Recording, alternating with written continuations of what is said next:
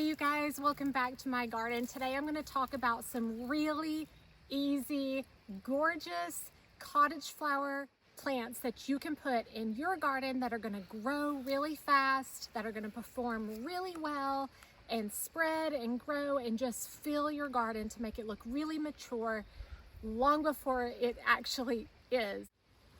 My gardens are only 4 years old and I have achieved a really full, lush, gorgeous cottage garden by using some of these plants that we're going to talk about today.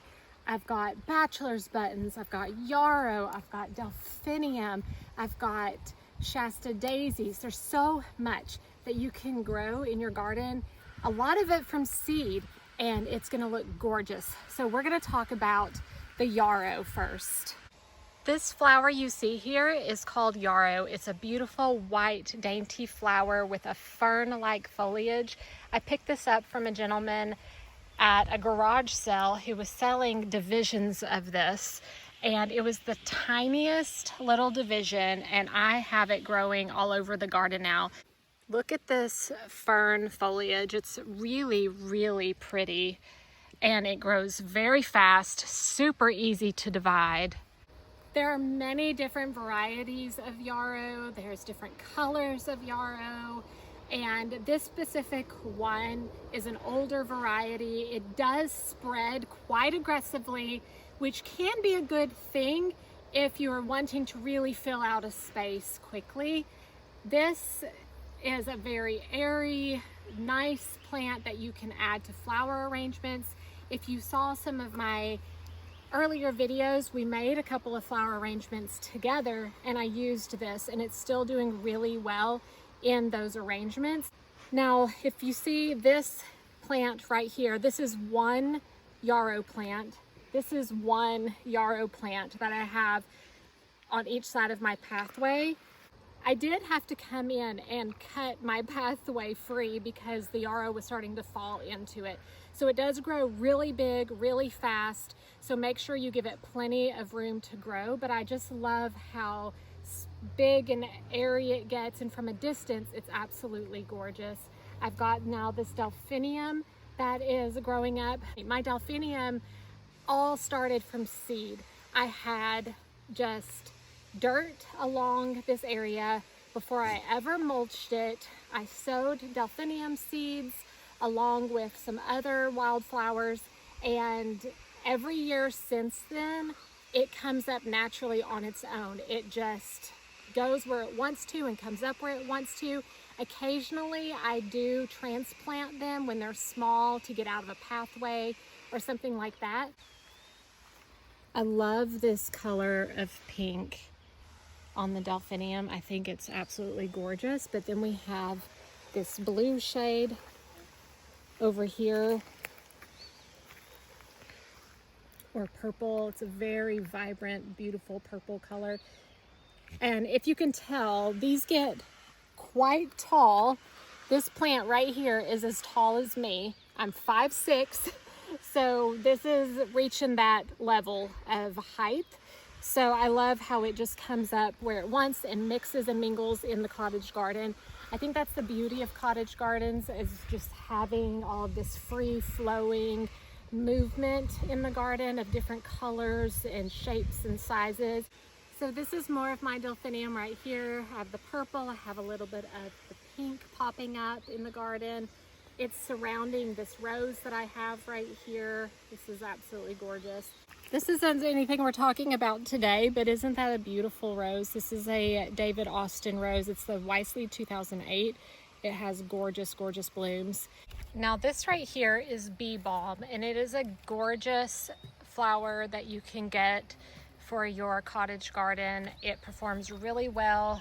This started as one tiny little pot and has spread and filled in this 3 to 4 foot spot right here next to the bridge, and I think it's absolutely gorgeous. I have a phlox that's going to come up and bloom right here, but I just love bee balm, and the pollinators love it too. So definitely consider getting this perennial for your garden, and I think you will really enjoy it and love how quickly it fills in a space. 3 years ago this year, I think now, and it was just a small little container, and it spreads really quickly. I love having lots of purples and pinks and whites, and that's just the color palette that I thoroughly enjoy in my cottage garden. But this is a great one right here. A perennial that comes back every year, performs really well. I mentioned the Bachelor's buttons earlier. The Bachelor's buttons are a great, super easy wildflower that you can put in your cottage garden. It self-seeds every year. It's a cool flower plant, or a cool weather plant, and so it's not going to last all season, but it's absolutely gorgeous in the spring, and then they will come back every year, and sometimes they'll even come back a little bit in the fall when it's a little bit cooler. I've had that happen for me. So this is just a really good one, and it works really well in flower arrangements. Really nice, fast-growing, large specimens, and this is, I believe, one big plant right here. And then some of them are smaller. You're not always going to get these huge displays like this, but this one just really loves where it is, and so it got really large. All right, right here we have a couple of colors of the Bachelor's buttons. This is more of a purple shade compared to the other was more blue. You can actually see them side by side right here.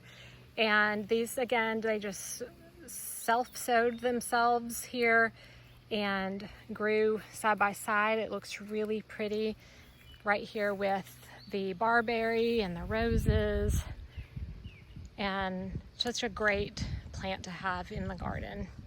Now let's head over to these beautiful ultra pink phlox over here. So these are the ultra pink opening act phlox by Proven Winners. I couldn't remember what variety they were in my last garden tour, I believe, but I have since discovered that these are in fact the opening act ultra pink phlox that are absolutely gorgeous. I am growing them all along this dry creek bed, but if you want to come in and get a little bit of a closer look, these are a great option to have in the cottage garden. They bloom profusely, they divide really easily. They are just a gorgeous shade of pink, go so well with all of the colors I have in the garden. I have some phlox that have really struggled with powdery mildew and other things. These do not get that at all. They perform super well, and again, they fill in really big and full quickly. They do get some part shade over here, but they perform great. They have full sun over here, they perform great. Just a really good, versatile phlox. It gets about 20 inches tall, about 20 inches wide whenever it is mature.